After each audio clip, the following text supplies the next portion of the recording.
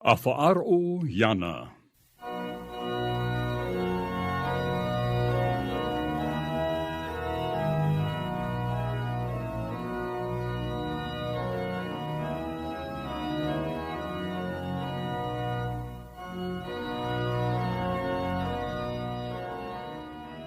Te titao maru atu nei, te autahe no te mitia, o Yehoe la communauté du Christ.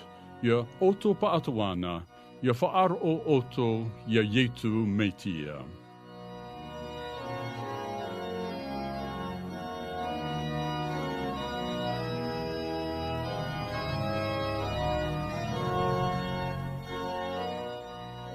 E hapi ir a te ie no te ira au te evaneria a yetu metia. E te aura a no te rera i tō tato nei ano tau.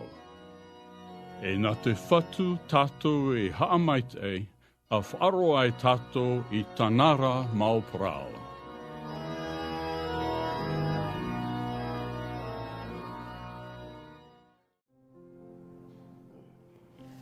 Comme chaque année, l'occasion est donnée à chacune de nos familles de se retrouver pour célébrer les joies des festivités de fin d'année. Pour cela, nous dressons des tables chargées de mets précieux. Nous sortons les décorations lumineuses, nous habillons des fêtes nos arbres de Noël, au pied desquels nous disposons une crèche et des cadeaux. Cette saison des festivités doit illuminer chaque mouvement de nos vies, pour nous rappeler que notre existence est un don divin. En effet, dans notre texte de référence, l'expérience de Simeon nous rappelle que Dieu est en marche et que la manifestation de son amour peut apparaître à tout moment dans notre vie. Reconnaître notre Dieu n'est pas chose aisée, mais notre ami Simeon, au crépuscule de sa vie, l'a reconnu, l'a observé et l'a entendu. Luc chapitre 2, versets 22 à 40, nous raconte cette rencontre entre ce vieillard et ce nouveau-né dans le sanctuaire du temple. La présentation de Jésus au temple est une invitation à célébrer les merveilles que l'Éternel offre à l'humanité. Nous sommes tous d'accord pour dire que Dieu a envoyé son Fils unique, Jésus, pour sauver l'humanité.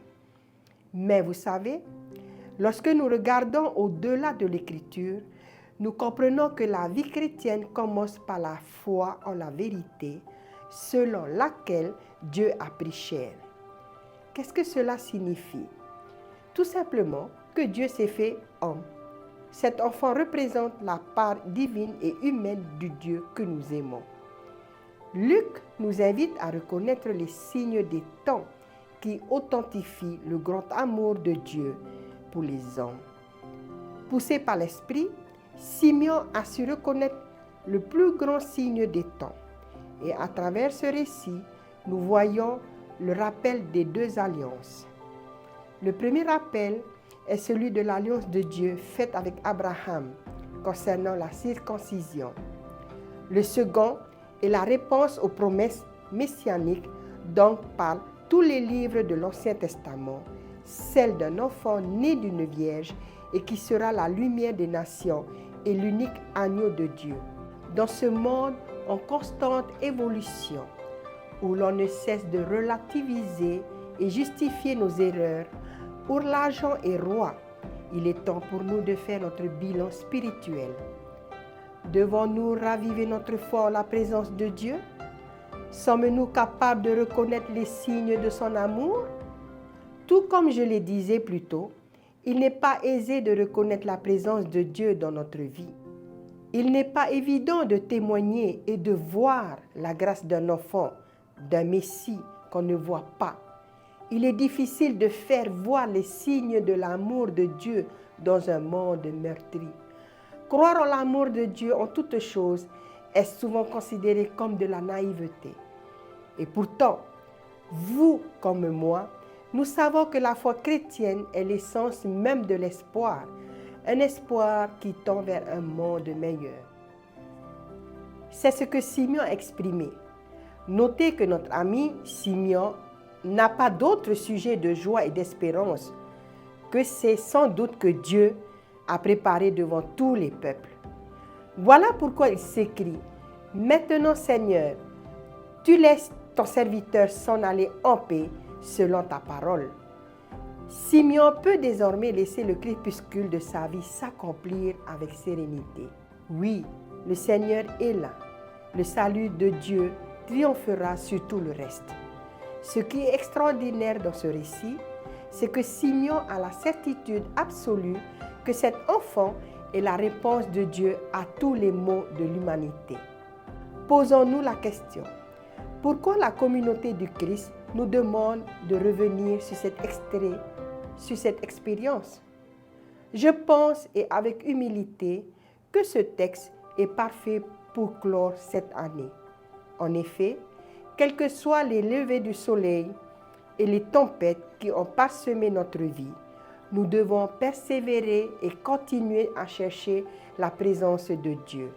Tout comme ces rois mages qui ont vu et reconnu dans cette étoile le signe de la naissance d'un grand roi, nous aussi, nous sommes amenés à suivre une étoile représentative de la lumière et de l'amour de Dieu. Car vous savez quoi?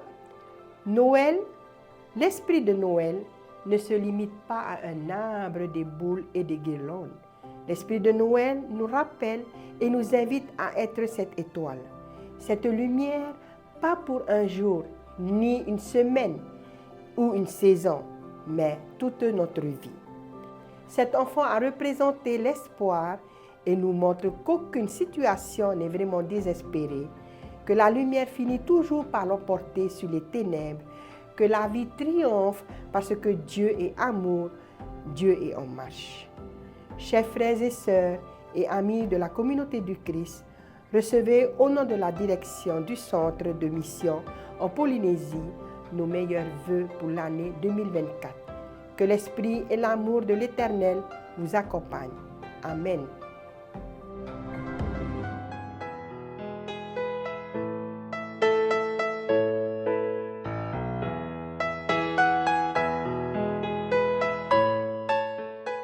E au mo here, te mau mero no te autahi o te metia, e o tō atu ana e whaaro mai nei, nā rato atu i tēnei poro i, whaari mai tō mātou mana o, te iroa i te aumihara, uruhia mā te horoa tai e no te metia.